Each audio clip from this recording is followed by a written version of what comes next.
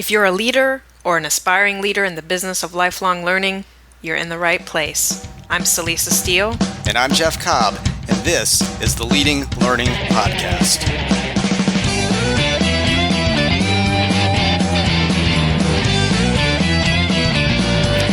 Hey there, we are back with another episode, and hard to believe, but this is the 20th episode of the Leading Learning Podcast.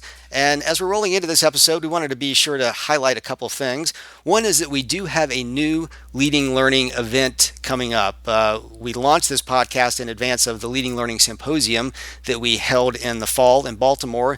And we now have an event coming up in May, specifically May 18th and 19th in Arlington, Virginia. And this one is going to be called Learning Technology Design, or LTD for short. And LTD is a learning experience designed specifically for professionals in the business of continuing education and professional development. So trade and professional association and other organizations that actually market and sell continuing education and professional development out to their audiences. And the goal of the event is to help attendees find new and better ways to engage learners and create lasting impact through the effective use of technology. So we're hoping that you may consider joining us in Arlington on May 18th and 19th, or that perhaps the appropriate people on your staff can join us in Arlington in May. And I'd also like to thank one of our sponsors for the Learning Technology Design event, YM Learning, formerly known as Digital Ignite. And YM Learning is the maker of the Crowd Wisdom learning platform, which is certainly one of the platforms you may want to consider if you want a place to host all of your learning experiences online. You can find out more about it at www.digitalignite.com, and we'll also have that link in the show notes. But speaking of the show, let's get back to what we're going to be doing in today's podcast episode, which is getting back to doing an interview. We haven't done an interview in quite a while. It's just been Celisa and I talking to each other, I guess interviewing each other in a way. But this time, Celisa, I know you got a chance to talk with Peter C. Brown, who is one of three co-authors on Make It Stick, which is one of the books that we had as an emphatically recommended reading for the Leading Learning Symposium. And it's all about the science of successful learning. That's what the subtitle says. Fascinating book. I know you must have had a fascinating conversation with Peter. Yes, Peter is a really nice guy, a really smart guy, and I found it really interesting to get to talk to him because if you look at the three co-authors of this book, Peter really represents a different quantity than the other two. Henry L. Roediger III and Mark A. McDaniel, the other two authors, are cognitive psychologists. I mean, the science of learning, what happens in the brain, what goes on as we're learning, I mean, that really is what they've studied for years and made their professions out of. And Peter is more of a storyteller. He's an author. He's an ex-management consultant, but he also now in his retirement writes both fiction and nonfiction, and he said that he really felt like what he added to the mix is that he was able to represent the role of the reader. And so this idea that if he could translate what all these empirical studies and what the science is saying about what happens in the brain and all that, if he could understand it himself and translate that and put it into easy to understand ways, then he was doing his job, which was to really represent that role of the reader. And I found that really interesting because I think it reflects what often happens in organizations that are in the business of lifelong learning, that are working with subject matter experts that have such deep expertise in a particular topic or field, but don't necessarily know how to convey that expertise and that knowledge to learners. And so, I think a lot of the organizations we work with end up needing to play that role of, I represent the learner. And so I think what Peter was doing in the writing of this book is very similar to what a lot of the organizations listening to this podcast do. And I can definitely say if that was his role, he came through with flying colors on it, because this is a very readable book. It's one of the reasons that it was an emphatically recommended reading for us, because we wanted attendees at the symposium to tune in to the science that's out there right now around topics like spaced learning, around effortful learning, the things that you really know if you're going to make learning effective. But it would be really easy for those to be turned into very dry topics, which they often are in other hands. But this was not a dry book. This was, from my perspective, really a page turner sort of book. And I don't know what the equivalent equivalent is of a page turner for a podcast, but I'm sure this interview is going to be exactly that. So let's stop talking and get to the interview.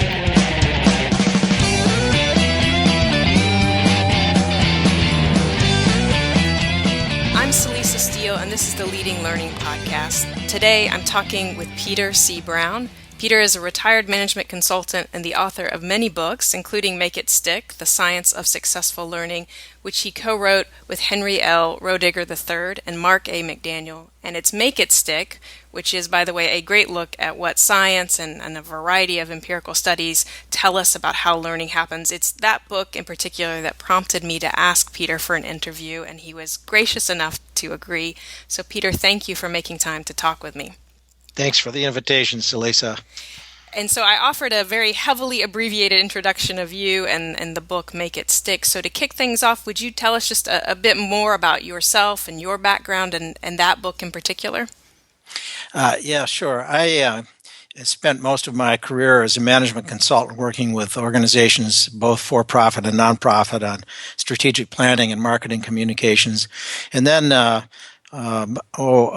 16 years ago or so, I retired from that and decided to follow my bliss, which was to try to write books. And I had been, I was between books a few years ago, talking with Henry Roediger. He goes by Roddy. He's my brother-in-law, as a matter of fact, and is very highly accomplished in the field of memory and learning as a cognitive psychologist at Washington University in St. Louis. And we were chatting about our different areas of interest and the fact that I was between books, and he was just reaching the end of 10 years of leading some research with colleagues like Mark McDaniel and others at different universities around the country, empirical studies into trying to get at the answer to the question, a very simple question, which is what teaching and learning strategies lead to better memory of the learned material. And he was telling me the things that they were finding, which were non-intuitive and caught my interest right away. And that conversation and numbers of conversations that followed led to our decision to collaborate, the two of us and Mark McDaniel, to try to write up what science was telling us about how people learn and remember in a form that would be accessible and engaging for a general audience.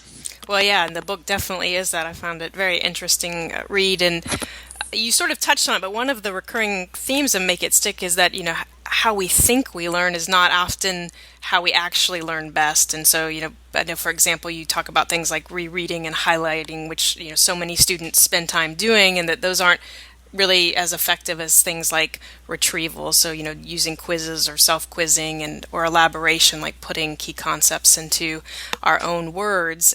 And then the book also makes it clear that we're often poor judges of our own level of understanding, and that we can mistake, for example, our fluency with a subject with mastery of the subject. So I think the question I would like to ask is, what advice, or if you have any empirical evidence to point to, that would be great as well. But any advice or evidence that can help us know when to doubt our intuition and when to go with it. And I'm thinking in particular of subjects that aren't as cut and dry, things like maybe leadership or persuasion, and where there's kind of more of an interpretation between what's the quote right answer and the wrong answer.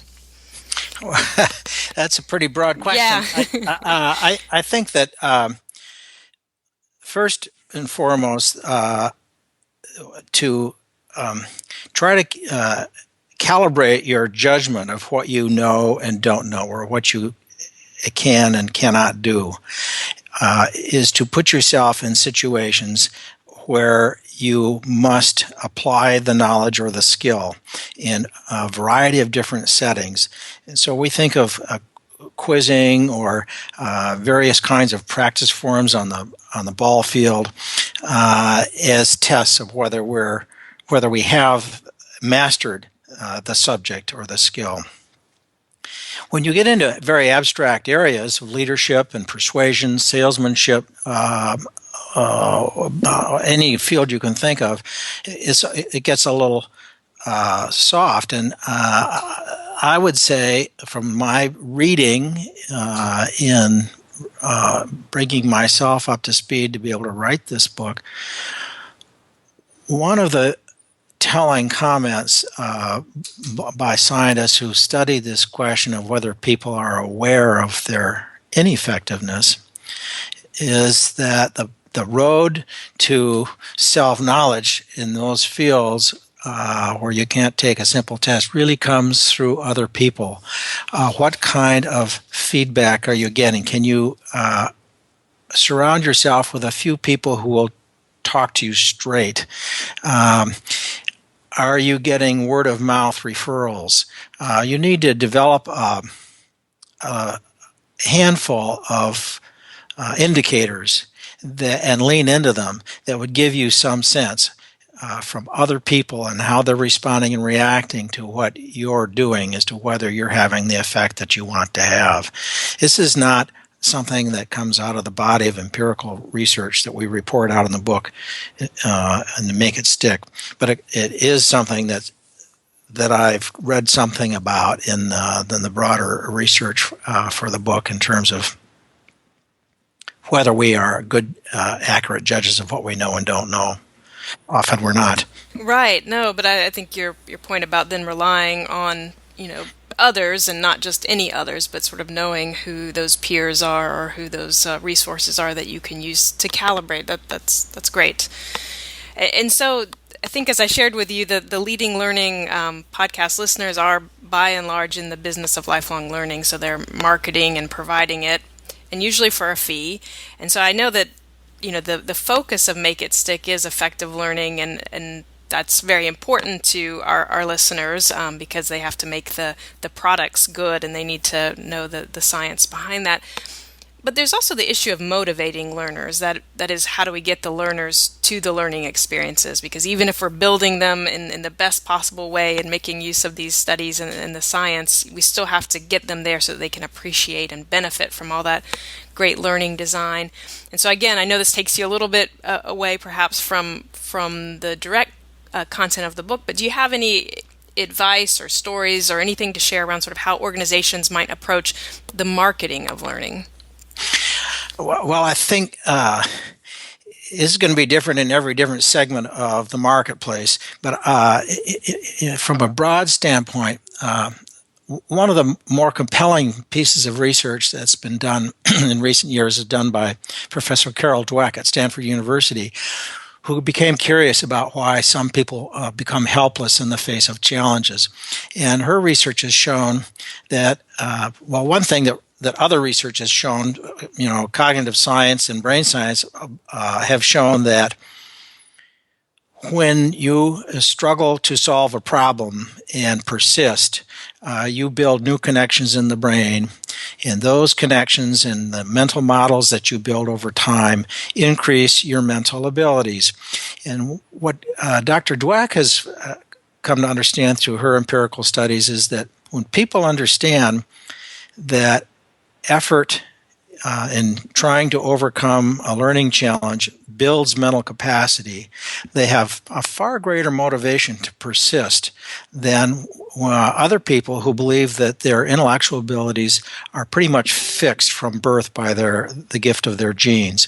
So one very important, powerful motivator for those of us out here in the real world struggling with new challenges is to understand that the struggle itself toward an end and the persistence builds mental ability and capability that you then can achieve a higher level of effectiveness in your life, depending on what the field is. So I'm reminded of the writer Rebecca Wells, who so famously wrote that life is short but wide.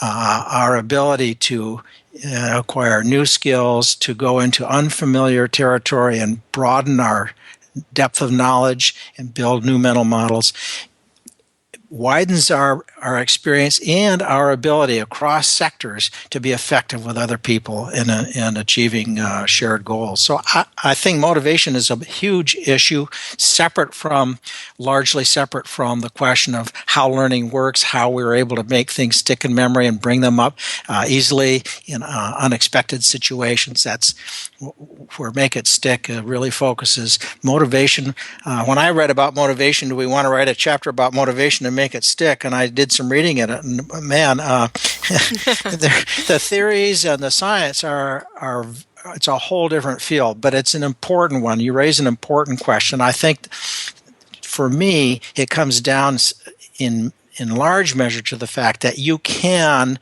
learn in tough stuff that looks daunting from the beginning. You can acquire skills that look daunting if you understand how learning works and how spaced and mixed practice will build the kinds of connections in your mind that you can draw on later to accomplish the ends you're after.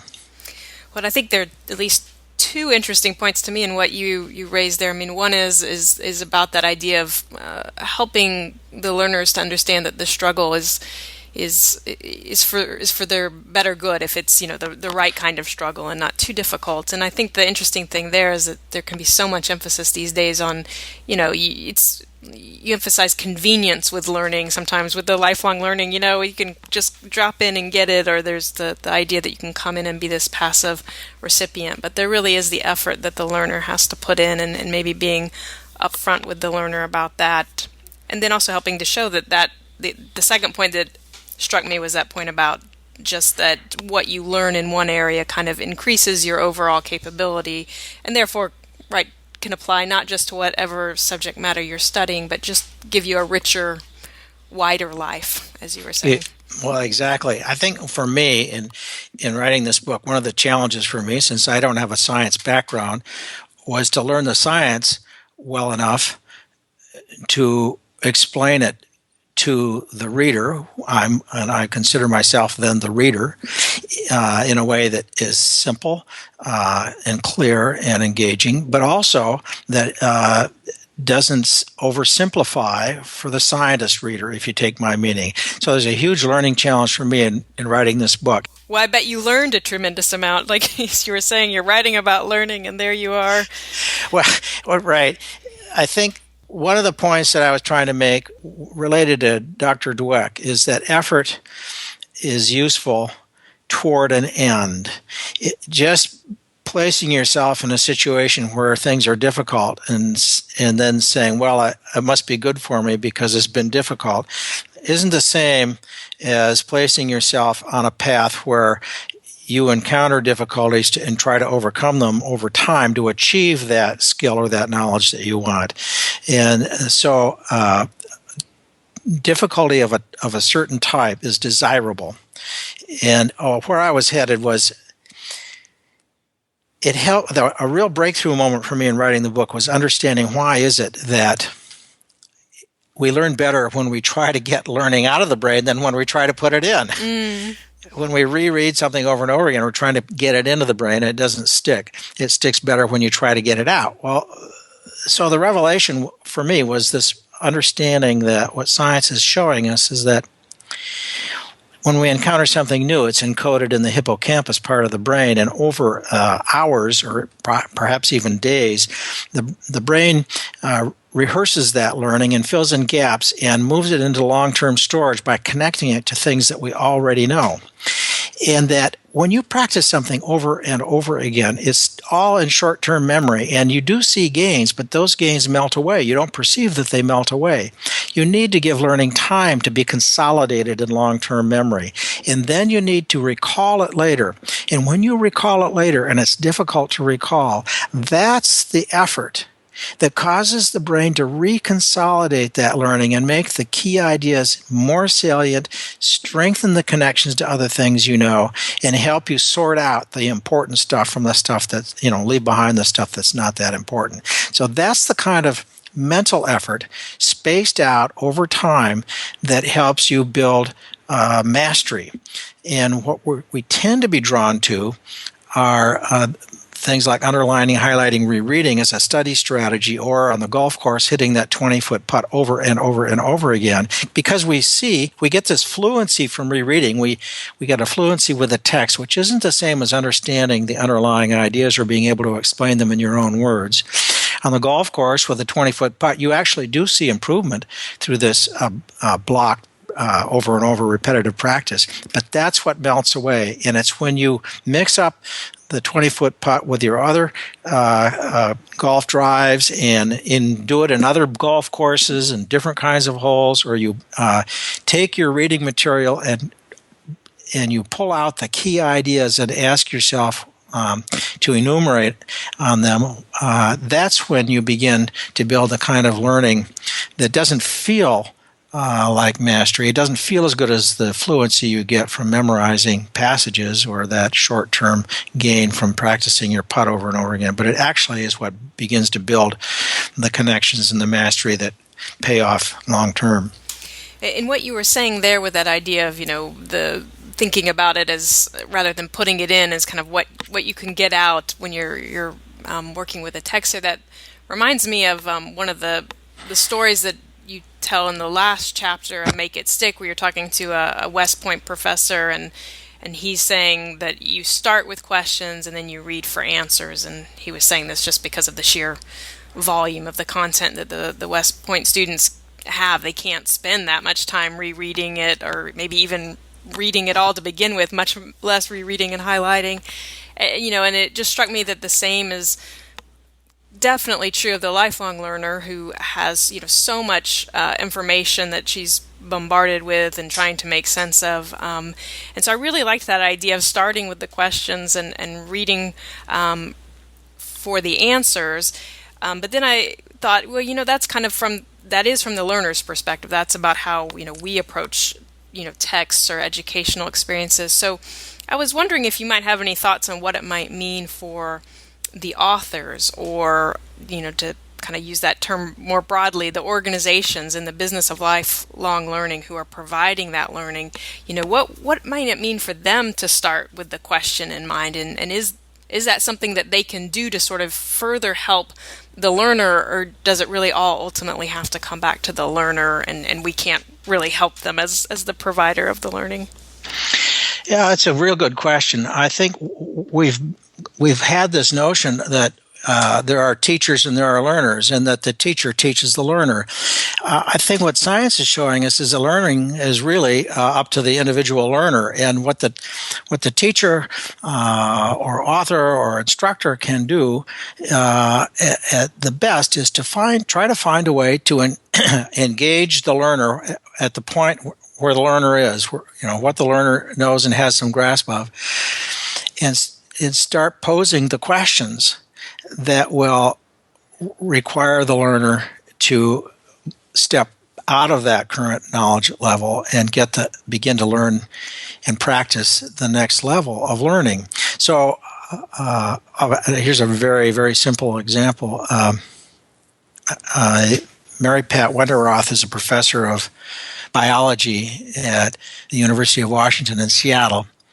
And she's followed the science of learning and applies it in many ways in her science classes. But she was saying, for example, when she's giving a lecture, first, one of the things she does with her students, she briefs them on what the science of learning tells us, and how to recognize and avoid the fluency illusions, or the illusions of knowing, and really find out whether you are on top of the material or not. But she'll be lecturing on a topic and stop after 5 minutes and ask a question. And the students will turn to their notes, and she'll say, put your notes aside and imagine that your mind is a forest and that the answer is in there somewhere.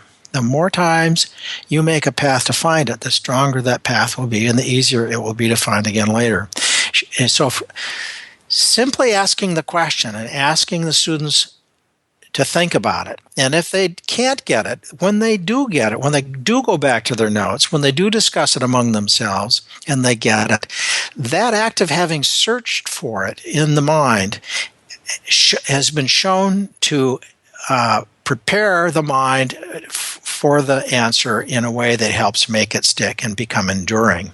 So I feel that teaching is in this scheme is more a matter of coaching. It's more a matter of posing the questions and asking the students, be they 80 or 18, to wrestle with the question, hypothesize some answers, and then go do their reading, or then have a conversation in class and move forward question by question. It's kind of a Socratic, fundamentally a Socratic method, dialectic, often in many classes, where students will argue one side or the other and reach deeply into what they know to try to build a constructive case that this is the correct answer.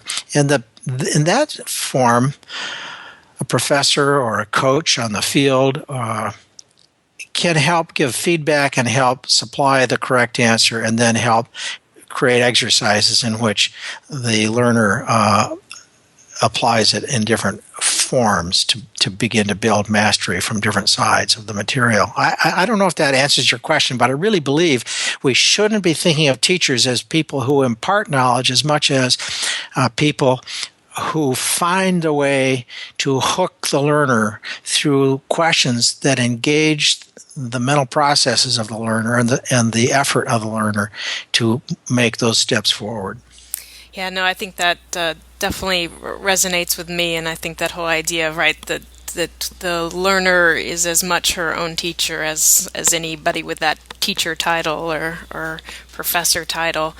And it actually makes me think of, I heard Fred Chappell, who's a local North Carolina writer, but he was talking about he started the creative writing program at Greensboro along with another writer, and once he'd done that, he had people coming up to him and saying, well, do you actually think you can teach creative writing? And his response was, I'm not sure I can teach it, but I think people can learn it. And yeah, good for him. Yeah. Good for him. Speaking as a writer, I would say I agree. And the way to learn is to start doing it, and then try to get some sense of where you've succeeded and where you've come up short. And then, for me, you go and you read a whole lot of really good writing by people who know how to solve those problems, and you begin to see things you had never seen before, which is they've solved a problem that you've experienced and didn't know how to solve. And so that you can now, because you struggled with that question or that problem, you can learn that and begin to apply it in your own writing. It's a great example of just what we're talking about. Yeah, absolutely. So what's happening in the learning space, and to the extent that you feel like you can comment on it, specifically the lifelong learning space that's happened maybe since the publication of Make It Stick, that's exciting to you or interesting to you? Well, I'm not much in that space. We're getting a tremendous response to Make It Stick. We're getting a lot of emails, some very interesting questions, some affirmations, and I would say the people who are writing us, or we're getting a lot of invitations to speak as well, of course. The question is, how do I apply this? That seems to be the question of the day. How do I apply this in a professional continuing education setting? How do I apply this in a K-12 setting? At what age are students receptive to this kind of learning? So it seems like there's a lot of conversation going on, and there's certainly there have been a lot of blogs and that sort of thing, but I don't have an overview of the educational field. One of the things that's interesting for me working on this is Roddy Roediger and Mark McDaniel are highly accomplished professors who are very, the air they breathe is the world of academia and science and and students and achievement and so forth. I got a bachelor's degree in English literature. That's the last time that I've spent any time as a student in a university. And my way of learning, actually, one of the things that appealed to me about their research is I am kind of a trial and error learner. I like to get out in it and try it, and then look and observe carefully how people are doing something I couldn't do, and then see if I could learn that. This kind of research affirms for me the way I've backed into my life, if you will. But because I haven't been an active participant in any aspect of the teaching and learning sphere, it's an unusual experience for me to have the kinds of conversations that we're having here. and it's difficult for me to report on what's happening generally in the field, although the evidence is that the science, we're not the first people to report this science. This science has been covered by the New York Times and other journals over the years that the research studies have come out, but we are among the first to try to pull it together and make sense of it and to illustrate it through everyday examples of people out in their lives. And I think it's beginning to get a broader readership and understanding, which for me is a very exciting thing to see. Yeah, exciting and probably satisfying. Certainly. Yeah. And, because you did just talk about it there, again, the book is a collaboration, and I know that many of the organizations that we know either already are collaborating with subject matter experts or other organizations or have the opportunity to collaborate. So I don't know if you might be willing to share a little bit about what that experience was like to collaborate, and clearly kind of where you were bringing a storytelling strength to go along with your brother-in-laws and Mark McDaniel's their cognitive psychology background. So was it a good collaboration?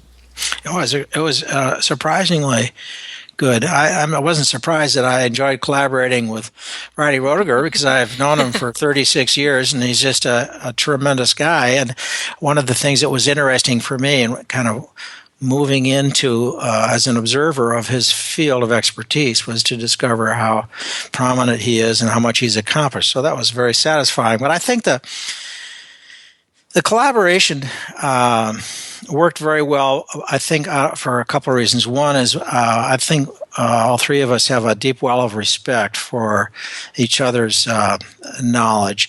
We all have an agreeable personal style, which makes a big difference. And for me, I think I wanted to be clear about why I was involved. What do I bring to this? What value do I add? Since these two professionals have such broad mastery of the topic, well, who am I to get involved in this? Well, I came into it saying I'm here representing the reader, and I want to be able to work with you to help people who are not academic, who are not scientists, understand this and get excited by it the way I'm getting excited about it as I come to learn it. So I think that we became pretty clear about that, what our roles were. And besides which, they're extraordinarily busy continuing their professional lives. And it's hard to say the book would have been written without somebody like me who didn't have anything better to do coming in and working with them. I don't think we had any areas of friction other than, as a fiction writer, my style of writing is a little freer than an academic's, and we had to find a middle ground there. And there are times when I needed answers to drafts that I had to wait because they were so deeply committed to other things they were doing. It's amazing to me how hard these people work. So it was good, and it continues to be good. And we divvy up the emails that come in from readers depending on who might be the better correspondent, and we divvy up the speaking requests and so forth. So it's actually quite nice having three different authors for a book who can represent the book, the marketplace, and So Absolutely. And I really like what you said about you saw yourself as representing the reader, because I think, again, a lot of the organizations that we work with, that they, whether or not the person has the title of instructional designer, they have, someone who's usually interfacing with a subject matter expert who really is, deeply steeped in whatever the topic is, but who doesn't necessarily know how to think about the learner, to be that learner advocate, just as you were the reader's advocate. So I think there is a nice parallel there. Yeah, I think you're right. My wife went to us. I just put it aside. My wife was a sales rep for IBM back years ago, and she went through IBM sales school, which she claims is the best training she ever had in her life. And I'm always reminded of the adage. I think I picked it up from her. You want to sell the customer what the customer wants to buy. And so one of the big challenges when you're writing something like this is, what does the reader want? And an example of that, as we're going through this, I'm thinking, well, I'd like to know more about, if I'm reading this, I want to know how this, what they're telling me about cognitive science links up with what neuroscience is telling us. And so I advocated for a chapter on neuroscience. And they said, we're not neuroscientists. And I said, well, let me do some reading and try to do some writing, and then let's see what we think. So I dived into that, and then they took the material for that chapter and got with a neuroscientist to go through it and see whether it was okay. And it turned out to be okay, but a few tweaks here and there. But that's a case where my customer was the reader, and if I'm sitting there reading it and I don't hear about neuroscience, I'm thinking, well, this is only part of the story. So that's great. That's a great example. That's very interesting to know. That's how that part got into the book. But so, how do you approach your own personal learning? I mean, you talked a little bit about the last time you were in formal education and all of that, but here you are writing something which presumably possibly might be taking some research. I mean, but in general, how do you keep learning and growing your knowledge? Well, it's starting with a question and reading for the answer. If the chapter's on, the testing effect, or the chapter's on any of the chapters in the book, I would ask my co-authors to send me copies of studies in the field on the topic. I would read the studies, which was not always pleasant, and then I would go to the end where they had their end notes, and I'd find other studies that they built on, and I would occasionally get those to read further back in the process of the evolution of the research. And then I would try to organize this material generally in the form of a chapter where I could put a story in and I could make the points, and then I would have to go back to each of those studies and say, what questions does this study try to answer? And what do the people who did this study, what's their opinion of why they got the results they got, or how they explain it, or what does it make them want to know next? So it was a matter of following the question. And frankly, it's been the same for me writing historical fiction. If I'm moving my characters through the landscape and I want to know what it smelled like and looked like and how people talked and what the tools were they used, I suddenly take an interest in things otherwise I don't care about, because I'm animating it through a story. And so for me, learning is, can I get hooked by something I don't know? Is there a question that will pique my curiosity that I will take the effort to pursue? And that's the start of every book for me. So the start of this book was, am I really willing to try to make that much of an effort to understand what the research shows, and go out and find normal everyday people who are high achievers who have interesting stories that will illustrate some of the science? Well, yeah, I got into it. I got into it because it validated my own personal sense of how I learn in life. And so that's how I go about it. I try to find something interesting. In the days when I'm not finding anything interesting to get curious about are not very nice days. Do you think you're a better learner now that you've worked on Make It Stick? Yeah, for sure I am, because I know the difference between something feeling like it's not productive and whether in fact it's not productive. I understand the importance of periodically retrieving from memory something I'm trying to hang on to. I really have benefited from that process. Well, great. And so if folks are interested in learning more about Make It Stick or about you, where should they look? Well, we have a website. It's makeitstick.net. And there are links to the 3 authors there. There are some podcasts and video stuff. There's some reviews. So that would be probably the best bet. And if people want to be in touch by email, they can email us at authors@makeitstick.net. Well, great. Well, thank you very much for your time, Peter. It was a pleasure to talk with you. It was a pleasure. Thank you very much. So that wraps up Salisa's interview with Peter Brown. And as we're exiting today, I wanted to be sure to give just another mention of our upcoming Learning Technology Design event that we will be holding in Arlington, Virginia on May 18th and 19th. Again, that's a learning experience that's designed specifically for professionals in the business of continuing education and professional development. And we hope you will join us at that. To get more information, just go to ltd.leadinglearning.com.